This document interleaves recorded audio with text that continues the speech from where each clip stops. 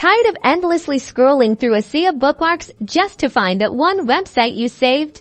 Well, thankfully, Chrome makes searching your bookmarks a breeze. So let's dive into the quickest ways to find exactly what you're looking for. First, click on the 3 vertical dots located in the top right-hand corner of your Chrome browser. This opens the Chrome menu. From the Chrome menu, hover your mouse over Bookmarks. A submenu will then appear, providing further options.